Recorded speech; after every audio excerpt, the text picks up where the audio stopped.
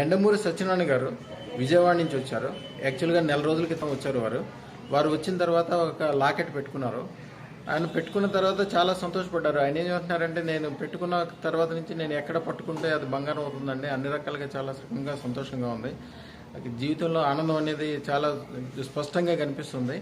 అందుకు నేను ఇప్పటికి 6గురిని పంపించాను సార్ మీ దగ్గరికి. వేరే వాళ్ళని నేను వాళ్ళ దగ్గర అవకాశం ఉన్నా లేకపోయినా నేనే తీసుకొస్తున్నాను.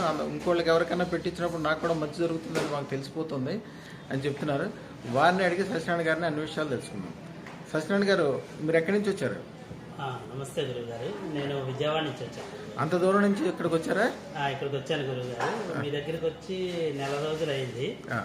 నెల రోజుల నుంచి మీరు చెప్పినవన్నీ పాటించాను. చాలా అద్భుతంగా ఉంది గురువు గారు.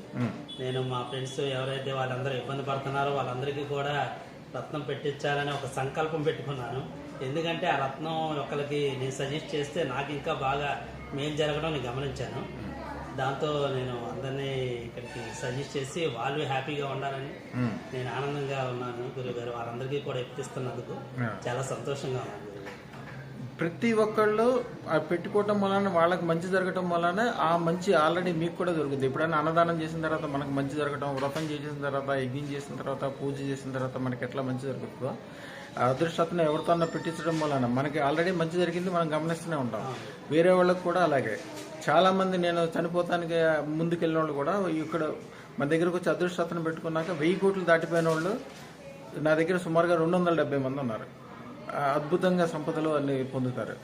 సార్, ఇప్పుడు సత్యనారాయణ గారి ద్వారా వచ్చారు వీరు. మీ పేరేంటి? నా పేరు సత్యానందం.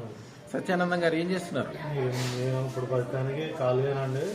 ఇక స్టోన్ పెట్టుకుని ఇక వెళ్ళి బిజినెస్ స్టార్ట్ చేద్దాం అని పురమార్చుకున్నాను. సత్యానందం గారు